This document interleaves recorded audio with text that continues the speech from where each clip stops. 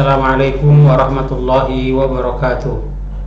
Alhamdulillahirabbil alamin. Alhamdulillahi hamdan katsiran thayyiban mubarakan fi kama yuhibbu rabbuna wa yarda. Asyhadu an la ilaha illallah wahdahu la syarikalah wa asyhadu anna Muhammadan abduhu wa rasuluh. Allahumma shalli wa sallim ala nabiyyina Muhammad wa ala alihi wa ashabihi wa man tabi'ahum bi ihsanin ila yaumiddin wa ba'du. Para peserta daurah Nahwu Dasar, ikhwan dan akhwat yang rahmat Allah Subhanahu wa taala, pada pertemuan kita kali ini kita akan membahas tentang tanda-tanda isim, fiil dan huruf.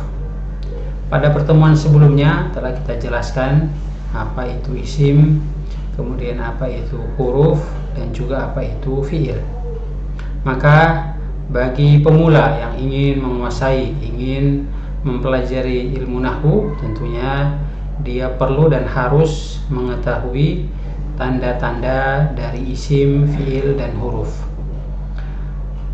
Hal yang terpenting yang perlu untuk kita ingat bahwa sebenarnya tanpa dengan tanda-tanda ini, dengan kita mengetahui artinya, kita sudah dapat menentukan mana itu isim, fiil dan huruf. Namun hal yang lebih mempermudah kita lagi untuk menguasainya adalah kita perlu untuk mengetahui tanda-tandanya. Tanda-tanda dari isim yang pertama adalah diakhiri dengan harokat kasroh. Ya, seperti contoh adalah ila suki. Ya, ila suki ini kita katakan dia adalah isim. Kenapa? Karena harokat terakhirnya adalah kasroh di huruf qafnya. Begitu juga fil baiti, maka dikatakan bahwa al baiti ini adalah isim karena harokat terakhirnya adalah al kasrah.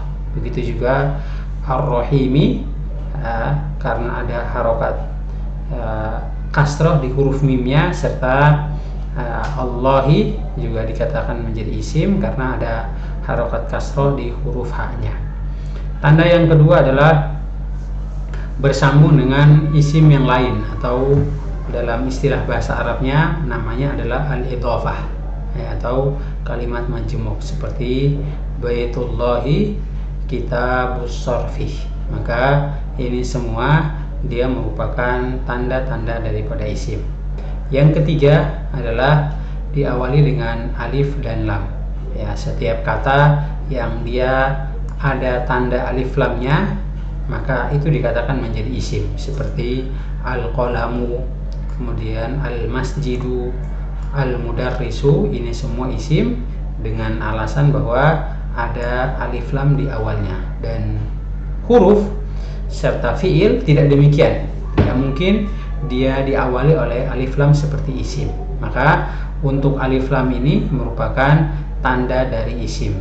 Ya, tanda selanjutnya adalah berakhiran tanwin, baik itu tanwinnya dhammah atau tanwin fathah atau tanwin kasroh, ya, seperti rojulan, kitabin dan waladun. Tanda selanjutnya adalah diawali dengan hurufun nida, atau yang dimaksud dengan hurufun nida adalah huruf panggilan seperti ya Ahmadu, ya Ustadzu, ya Aliyu. Ya, kata Aliyu, kemudian Ustadzu dan Ahmadu itu merupakan isim. Kenapa? Karena diawali oleh huruf an-nida, yaitu huruf panggilan, yaitu ya. Tanda selanjutnya adalah diawali oleh hurufil jar, dan huruf jar itu banyak sekali, sebagaimana bisa lihat di materi yang kita sampaikan ini. Ada min, ada fi, ada rubba, ada ba'u, ada ila, ada an, ala, ada al-kafu dan al-lamu.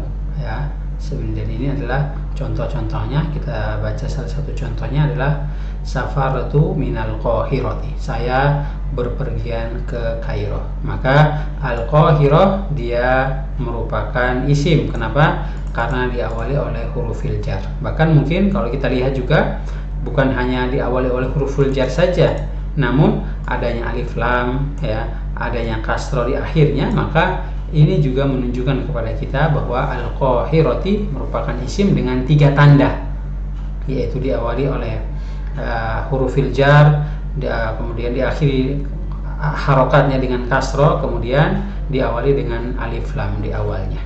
Ya. Tanda selanjutnya adalah diawali dengan huruf qasam, yaitu huruf sumpah.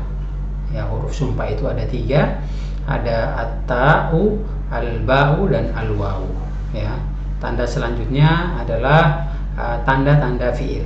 Ya, fiil kemarin kita sampaikan bahwa fiil adalah kata kerja yang menjelaskan tentang pekerjaan tersebut masa lampau atau yang akan datang atau sedang dikerjakan. Maka untuk mengetahui fiil tersebut, maka kita mengetahui tanda-tandanya. Yang pertama adalah kata tersebut diawali oleh huruf qad yang artinya adalah sungguh. Ya, contoh qad aflahal mu'minun. Ya, qad aflahal mu'minun. Kata aflaha ini merupakan fiil. Kenapa? Karena diawali oleh qad. Begitu juga qad qamatis sholati, ya, benar-benar sudah berdirinya waktu sholat. Maka kita katakan bahwa qamati, ya, adalah fiil. Kenapa? Karena diawali oleh huruf qad. Ya. Tanda selanjutnya adalah dari fiil ini, yang kedua adalah diawali oleh huruf sin. Ya, huruf sin yaitu yang bermakna akan. Contoh sayadhabu. Maka kata yadhabu ini, ya, yadhabu ini dia adalah fiil. Kenapa? Diawali oleh huruf sin. Ya, begitu juga ini kita kutip dari firman Allah Subhanahu wa taala, sayaqulu sufaha'u. Ya, yaqulu dia adalah fiil. Kenapa? Karena diawali oleh huruf sin. Ya. Tanda selanjutnya dari fiil adalah diawali oleh huruf saufa yang artinya adalah akan. Contoh saufa nuslihim naron. Ya, kelak kami akan memasukkan mereka dalam api neraka. Ya, nuslihim itu kita katakan dia merupakan fiil karena diawali oleh saufa. Begitu juga saufa yakumur rajulu, ya, nanti mereka akan mengetahuinya. Yakumu ini dia adalah fiil. Kenapa? Karena diawali oleh saufa. Tanda selanjutnya adalah dari fiil berakhiran tak ta'nis sakinah yang bermakna menunjukkan perempuan, seperti qalat Aisyatu, Aisyah telah berkata. Maka qala ini dia adalah fiil karena diakhiri dengan huruf tak ta'nis sakinah. Begitu juga qad ja'at halimatu. Ya, al-ja'a adalah fiil. Kenapa? Karena diawali oleh ta'nis sakinah. Selanjutnya tanda fiil adalah minimal terdiri dari 3 huruf. Ya, kata tersebut tidak lebih dari 3 huruf, seperti kata kataba, kemudian sami'ah. Ini semua merupakan adalah fiil karena tandanya adalah kata fiil itu condong dan kebanyakannya adalah hanya 3 huruf saja. Kemudian tanda selanjutnya adalah yang terakhir adalah katanya, ya, kata yang diakhiri dengan tanda sukun. Maksudnya kata tersebut berharokat sukun di akhirnya, seperti uktub, tulislah.